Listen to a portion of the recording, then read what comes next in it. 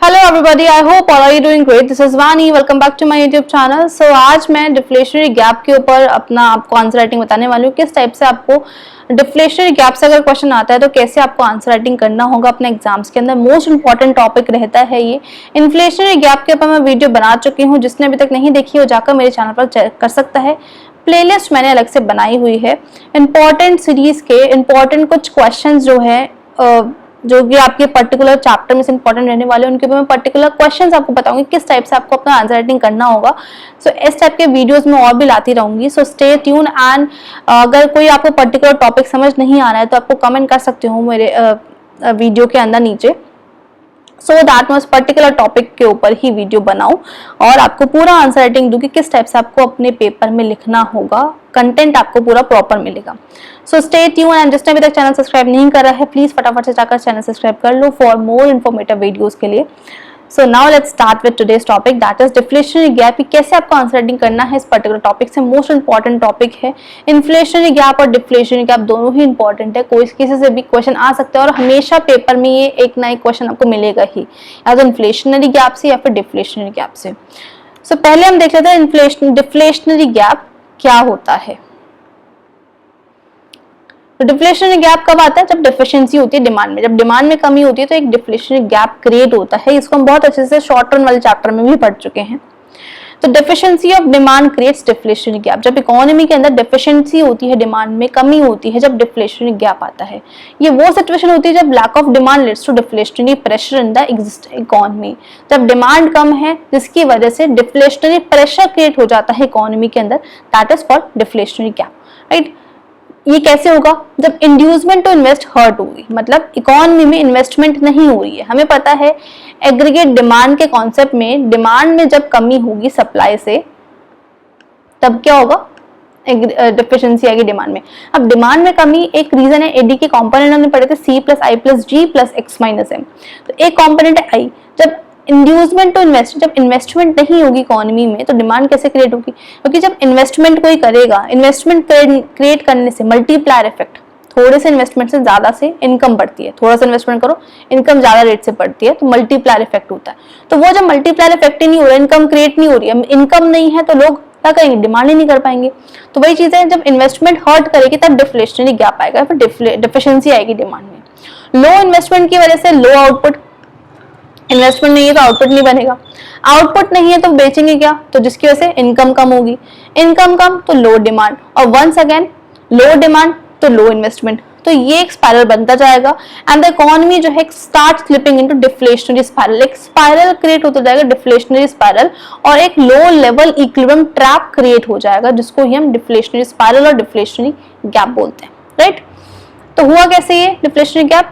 Aggregate demand कम है जिसकी वजह से इन्वेस्टमेंट कम है। जब डिमांड कम है तो इन्वेस्टमेंट नहीं करेंगे प्रोड्यूसर्स, इन्वेस्टमेंट कम होगी तो आउटपुट कम, वो आउटपुट क्रिएट नहीं कर पाएंगे। आउटपुट कम है तो इनकम कम है, क्या बेचेंगे? तो इनकम नहीं आएगी जब सामान नहीं बेचेंगे। इनकम कम तो एडी कॉन्सिक्वेंटली कम होगा, और ये एक क्या बनता जाएगा? डिफ्लेशनरी स्पाइरल और लो लेवल इक्विलिब्रियम ट्रैप क्रिएट हो जाएगा। तो अब इसके इंट्रोडक्शन में ये पॉइंट भी लिख सकते हो बहुत आराम से। अगर 6 मार्क्स में क्वेश्चन आता है तो ये पॉइंट्स लिख दो। 3 मार्क्स में अगर ये आता है आपका क्वेश्चन इससे रिलेटेड तो आप सिर्फ ये पॉइंट्स लिखो और एक ग्राफ बना दो, मोर देन इनफ है, राइट। तो अब हम देखते हैं डिफ्लेशनरी गैप। वो तो मैंने आपको पूरा डिटेल में बताया कि डिफ्लेशनरी गैप एक्चुअल में होता क्या है, जिससे आपको समझ आ जाए। लिखना आपको इस टाइप से होगा। डिफ्लेशनरी गैप क्या है, इसकी ये डेफिनेशन है हमारे पास डिफ्लेशनरी गैप की। It is measured as the difference between AD corresponding to full employment. मतलब एडी जो फुल एम्प्लॉयमेंट पर है, ग्राफ हम देख लेते हैं एक बार। वाई एक्सिस से हमने यहाँ पर इनकम कर्व स्टार्ट किया है जो कि अपर स्लोपिंग रहेगा 45 डिग्री, इनकम एएस के इक्वल होता है, ये हमें पता है। एडी हमने यहाँ पर बनाया है एग्रीगेट डिमांड ग्राफ, डिफ्लेशन की बात कर रहे हैं हम यहाँ पे।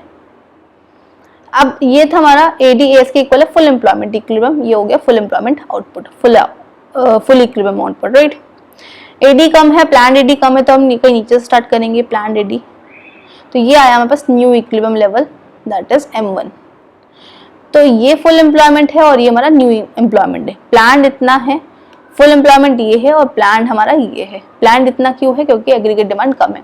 तो AD corresponding to full employment, जो फुल एम्प्लॉयमेंट के कॉरस्पॉन्डिंग एडी है और जो प्लान्ड एडी है जो कि लोअर है फुल एम्प्लॉयमेंट से, ये प्लान इक्विलिब्रियम लेवल है। हमें फुल एम्प्लॉयमेंट के कॉरस्पॉन्डिंगली कितना एडी कम है हम यहाँ से मेजर करेंगे। ये जो जितना एडी कम है इतना gap, this is called full employment के कॉरस्पॉन्डिंग। हम यहाँ पे देखेंगे, हम यहाँ पे कभी भी यहाँ से मेजर नहीं करेंगे क्योंकि हमें फुल एम्प्लॉयमेंट से देखना है कितना एडी कम हुआ। तो फुल एम्प्लॉयमेंट से जो एग्रीगेट डिमांड है वो इतना कम है, तो इस गैप को ही हम क्या बोलेंगे, डिफ्लेशनरी गैप, राइट। कब अकर होगा, जब एग्रीगेट डिमांड कम होगी एग्रीगेट सप्लाई से corresponding to full employment level. Full employment से मेजर कर रहे हैं। लेवल ऑफ आउटपुट लेस होगा फुल एम्प्लॉयमेंट से, which is called again plan deficient demand, right. ये पॉइंट लिख दो। दूसरा, यहाँ पर अनएम्प्लॉयमेंट और अंडर एम्प्लॉयमेंट दोनों की सिचुएशन क्रिएट होगी। क्यों? पहले तो अंडर एम्प्लॉयमेंट इक्विलिब्रियम आएगा क्योंकि हमारा फुल एम्प्लॉयमेंट इक्विलिब्रियम ये वाला पॉइंट है, फुल एम्प्लॉयमेंट आउटपुट है, लेकिन एडी कम है तो ये वाला इक्विलिब्रियम आया। तो ये जो इक्विलिब्रियम है कौन सा, अंडर एम्प्लॉयमेंट इक्विलिब्रियम। एडीएस के इक्वल तो हो रहा है लेकिन रिसोर्सेज जो यहाँ पर यूटिलाइज फुल्ली हो रहे हैं, लेकिन यहाँ पर कुछ एक्सेस कैपेसिटी बच रही है जिसकी वजह से अंडर एम्प्लॉयमेंट इक्विलिब्रियम है और अंडर एम्प्लॉयमेंट है इकोनॉमी के अंदर। और कुछ लोग ऐसे हैं जो कि अनएम्प्लॉयड है। अनएम्प्लॉयड क्यों? क्योंकि एग्रीगेट डिमांड नहीं है इकोनॉमी में, तो सप्लाई नहीं करेंगे। वो सप्लाई ऑलरेडी बहुत ज्यादा है तो और तो कुछ नहीं बनाएंगे, तब तो कुछ आउटपुट बनेगा नहीं तो एम्प्लॉयमेंट कहाँ से जनरेट होगा। तो इस वजह से क्या होगा, अनएम्प्लॉयमेंट क्रिएट होगा इकोनॉमी में। दूसरा, लो लेवल इक्विलिब्रियम ट्रैप आएगा। लो लेवल इक्विलिब्रियम ट्रैप क्या आएगा, जो इक्विलिब्रियम हमारा यहाँ पर है फुल एम्प्लॉयमेंट पर और 11 लो लेवल इक्विलिब्रियम ट्रैप। कैसे? क्योंकि AD leads to low income, क्योंकि एग्रीगेट डिमांड जब कम है एक की इनकम दूसरे की कंजप्शन होती है। मल्टीप्लायर इफेक्ट अगर हम मल्टीप्लायर इफेक्ट की बात करें तो एक की इनकम दूसरे की कंजप्शन। अब जब एग्रीगेट डिमांड कम है तो क्या होगा, सामान बेचेगा कौन? सामान तो बिक ही नहीं रहेगा क्योंकि डिमांड ही नहीं है मार्केट में। तो जिसकी वजह से क्या होगा, उसके पास पैसे नहीं आएंगे प्रोड्यूसर के पास, तो इनकम कम होगी। और जब इनकम कम है तो डिमांड कम है। अब जब मेरे पास इनकम ही नहीं तो मैं डिमांड कहां से करूंगी? तो जब इनकम कम तो डिमांड कम, तो एडी कम तो इनकम कम और इनकम कम तो एग्रीगेट डिमांड कम। तो ये एक स्पाइरल बनता जाएगा जो कि एक low level equilibrium trap create हो जाएगा। सो ये था पूरा डिफ्लेशनरी गैप का कॉन्सेप्ट। आई होप आप सबको अच्छे से समझ आया होगा। सो इस टाइप से आपको एक पूरा आंसर राइटिंग करना है अगर आपका ये क्वेश्चन आता है 6 मार्क्स और 3 मार्क्स में। So stay tune, thanks for watching. और ऐसी ही मोर इंटरेस्टिंग वीडियोस को देखने के लिए don't forget to like and subscribe my channel. बहुत सारे इंपॉर्टेंट वीडियोस के ऊपर मैं इस टाइप की वीडियोस बनाने वाली हूँ। मुझे पर्टिकुलर टॉपिक भी मेंशन कर दो जिस पर्टिकुलर टॉपिक पर आपको वीडियो चाहिए और पूरा आंसर राइटिंग चाहिए कि कैसे आपको आंसर अपना करना होगा एग्जाम्स के अंदर। So all the best for your exams.